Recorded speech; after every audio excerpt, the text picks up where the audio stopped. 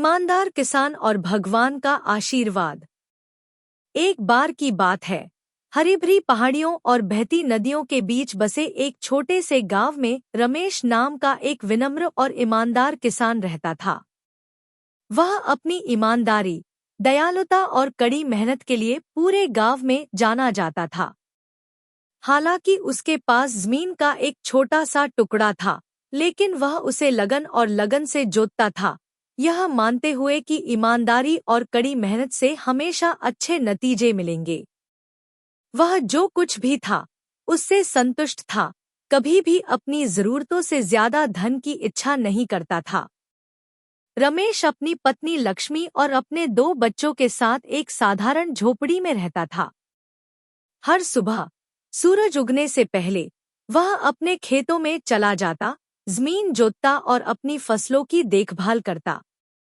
उसके पड़ोसी अक्सर उसकी ईमानदारी के लिए उसकी प्रशंसा करते थे, क्योंकि वह अपनी कमाई बढ़ाने के लिए कभी भी बेईमानी का सहारा नहीं लेता था। इसके बजाय वह मानता था कि भगवान उन लोगों की रक्षा करते हैं जो सही तरीके से रहते हैं। हालांकि एक साल दुर्भाग्य ने हमला किया। बारिश कम थी और सूरज ने बेरहमी से जमीन को झुलसा दिया। रमेश की फसलें सूख गईं और पूरा गांव भयंकर सूखे की चपेट में आ गया।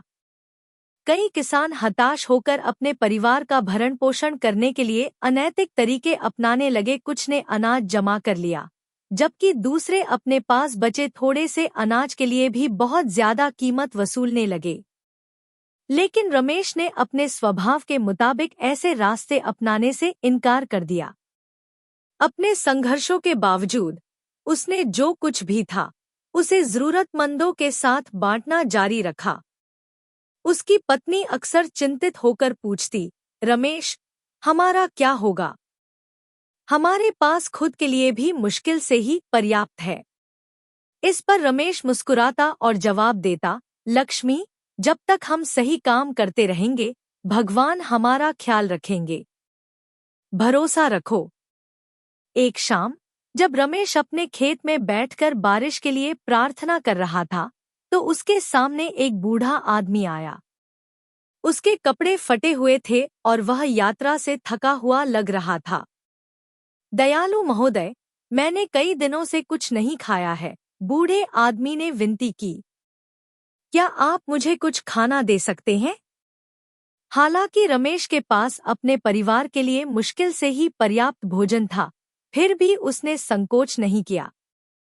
उसने अपने लिए लाया हुआ आखिरी भोजन लिया और बूढ़े व्यक्ति को दे दिया। अजनबी ने कृतज्ञता के साथ भोजन स्वीकार किया, दिल खोलकर खाया और फिर मुस्कुराया। तुम्हारा दिल बहुत उदार है, रमेश। तुम्हारी दयालुता और ईमानदारी के कारण तुम्हें पुरस्कृत किया जाएगा। इससे पहले कि रमेश जवाब दे पाता, बूढ़ा व्यक्ति एक उज्ज्वल आकृति में बदल गया। वह कोई और नहीं बल्कि भगवान विष्णु थे। एक सुनहरी आभा ने उसे घेर लिया और उसकी आंखें दिव्य कृपा से चमक उठीं। रमेश, भगवान बोले, तुम्हारी अटूट ईमानदारी और निस्वार्थता ने मेरे दिल को छू लिया है। कोई भी वरदान मांगो और वह मिल जाएगा। रमेश, हालांकि आश्चर्यचकित था, लेकिन उसने दिव्य व्यक्ति के सामने विनम्रतापूर्वक सिर झुकाया। मेरे भगवान, मैं कोई धन या शक्ति नहीं चाहता। मैं केवल इतना चाहता हूँ कि मेरे गांव में समृद्धि हो ताकि कोई भी भूखा न रहे। भगवान विष्णु मुस्कुराए। तुम्हारी इच्छा महान है और मैं इसे पूरा करूंगा। अब से तुम्हारी भूमि हमेशा फल देगी और बारिश कभी भी तुम्हारे गांव को निराश नहीं करेगी। इसके साथ ही भगवान गायब हो गए और रमेश के हाथों में एक सुनहरा हल छोड़ गए। जिस क्षण उन्होंने इसे जमीन पर छुआ, सूखी, फटी हुई धरती नरम पड़ने लगी और आसमान बादलों से काला हो गया। जल्द ही हल्की बारिश होने लगी, जिसने प्यासी धरती की प्यास बुझा दी। कुछ ही समय में उसके खेत सुनहरे अनाज से लहलहा उठे और पूरा गांव खुशियों से भर गया। रमेश ने कभी भी प्राप्त आशीर्वाद को जमा नहीं किया। उन्होंने अपनी भरपूर फसल को जरूरतमंदों के साथ साझा किया और दूसरों को ईमानदारी के मार्ग पर चलने के लिए प्रोत्साहित किया। समय के साथ उनका गांव बहुतायत की भूमि के रूप में जाना जाने लगा, जहां कोई भी भूख या अभाव से पीड़ित नहीं था। साल बीत गए और रमेश बूढ़ा हो गया, लेकिन उसकी धार्मिकता की विरासत कायम रही।